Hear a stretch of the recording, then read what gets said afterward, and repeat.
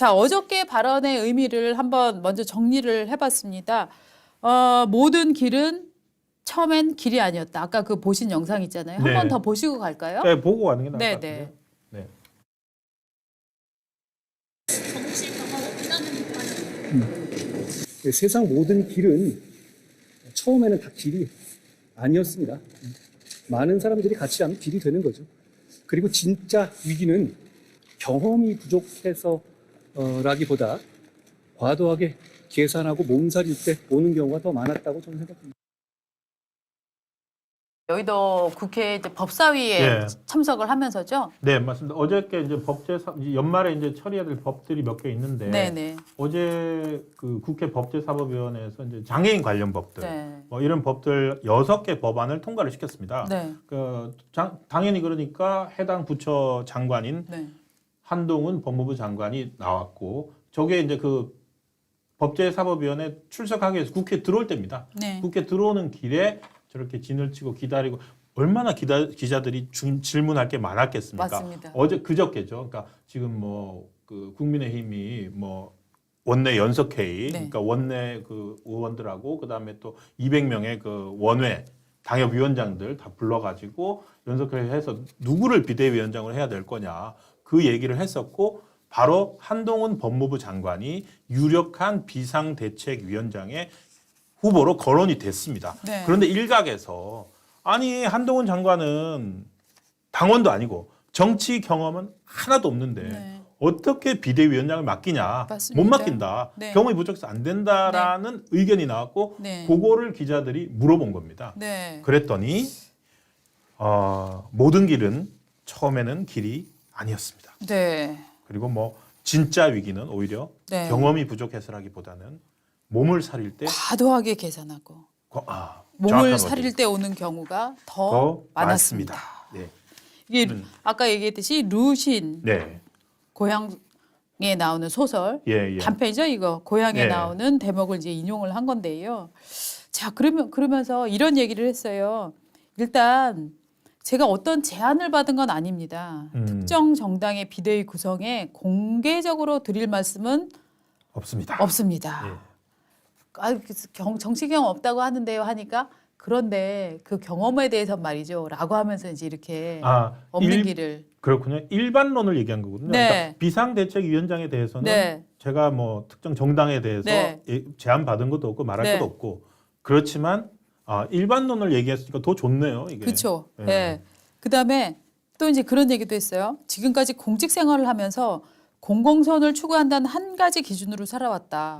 누구도 맹종한 적이 없고 앞으로도 그럴 것이다. 야, 이게 맹종이 네. 맹목적으로 복종을 따른다는 거, 맹목적으로 그렇죠. 따른다는 거 아닙니까? 네. 그러니까 지금 요거 같은 경우에는 한동훈 장관이 비상대책위원장으로 거론이 되니까 야당에서 네. 한나땡이다. 한동훈 나오면 더 좋다. 네. 왜? 한동훈은 윤석열 대통령의 아바타다. 그렇죠. 똑같이 검사다. 네. 그러면은 검사 독재 정권이라는 자기들 프레임에 오히려 맞고 강화시켜준다.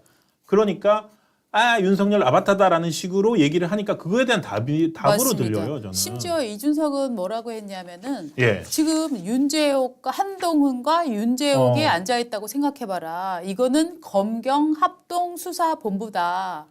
그러면은 국민들 보기에 검찰 독재라는 그림이 더 완성되는 것이다라고 매우 민주당스러운 발언을 지금 해놨거든요. 이준석 전 대표가 이준석 네. 씨가 이거를 못 참는 것 같아요. 그러니까 검경 합동 수사본부라는 재밌는 발상을 만들어내요. 네, 그걸 말 안 하고 못 베기는 거예요. 그렇죠. 그런데 그 사람의 가장 큰 문제는 뭐냐면 지금 우리나라가 검찰 독재 공화국입니까?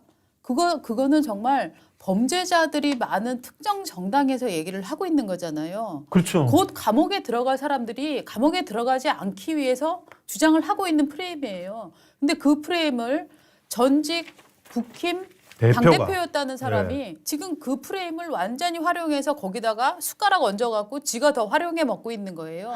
저는 이런 측면에서 이 발언만으로도 저는 국힘에서 다시 징계를 줘야 되는 사항이라고 생각을 합니다. 그러네요. 그러니까 네. 민주당이 차기 비당대책위원장 후보로 거론된 인사에 대한 선동을 했는데 그 네. 선동을 이준석이라는 전 대표가 네. 더 강화시켜 주네요. 그렇죠. 그 인식을. 네. 근데 저는 아까 방금 그 말씀 너무너무 그거하고 하나 더 지적해야 될 게 네. 이 한동훈의 자기 목소리가 나올 네. 가능성도 네. 여기에 저는 있다고 봅니다. 네. 뭐라 그랬냐면은 누구도 맹종한 적 없다라고 했잖아요. 이게 약간 국정감사에서 예. 윤석열 검찰총장이 나는 사람에게 충성하지 않습니다. 그렇죠. 그 얘기랑 약간 맥락이 비슷해 보이지 않아요? 저랑 거의 똑같은 저도 똑같이 그게 떠올랐어요. 네. 그리고 실제로 그 네. 이후에 어떤 일을 했냐면 윤석열 검찰총장은 자신을 임명해준 문재인 정권을 향해서 그쵸. 그 안에 들어있는 조국의 문제 이런 거를 수사를 하기 시작합니다. 그렇습니다. 네. 그래서 어떻게 본다면은 어차피 정치를 가게 되면 네. 자기의 길을 가야 되거든요. 네. 그 전까지는 검사고 네. 그리고 평생 검사고 평생 공무원이었고 네. 지금도 마찬가지입니다. 그리고 심지어 한동훈 장관 같은 경우에는 네. 국민의힘 당원도 아직 아니에요. 네. 당원도 아니고 그래서 지금까지는 어떤 검사라는 조직의 그 일원으로서 활동을 네. 해왔고 공무원으로서 자기 말대로 공직 생활을 하면서 공공선을 추구한다는 그 가치로 살아왔다면 현재로 그런 과정에서도 누구를 맹종한 적은 없다. 내가 그럼 정치인이 되었을 때 내가 어떤 뭐 특정 세력이나 이것의 뭐 아바타라든지 네. 그렇게 그렇게 행동하지는 않을 것이다. 난 그렇게 들렸거든요. 저는 그 한동훈 장관의 장점이자 예. 단점이 자기 애가 많다는 점인 것 같아요. 자기를 사랑하는 마음. 심리 분석 들어갑니다. 네, 저는 이런 우리나라의 정말 초 엘리트 아닙니까? 네. 자기애가 충만한 초 엘리트가 이를테면은 자기의 모든 명예를 저버리면서 윤석열의 아바타다라는 거를 증명할 수 있는 실제적으로 증명할 수 있는 이걸 정치적인 구호로 써먹을 수는 있지만 그게 아니라 예. 정말 칠정법을 어겨가면서 대통령의 아바타 행위를 할 거라고는 저는 거의 보지 않습니다. 그렇죠. 예. 그러니까 누구도 맹종한 적 없다는 말이 말 속에 네. 담긴 함의는 그거 같아요. 네, 네. 그리고 그러니까 사람들 어떤 그런 방금 말씀하신 것처럼 네. 이러한 일 뭐라 그럽니까? 애티튜드라 그럽니까? 네. 태도. 네. 이 한동훈 장관의 이 애티튜드가 많은 사람들한테 호응을 주거든요. 네. 지금 사실은 정반대 진영에서 네. 보고 있는 게 뭐냐면은 네. 맹종의 극치를 저희는 보고 있거든요. 그렇죠. 이재명 대표 한 명의 그 방탄, 네. 범죄 혐의 네. 이거를 위해서 소위 말해서 배웠다는 사람들, 정치인들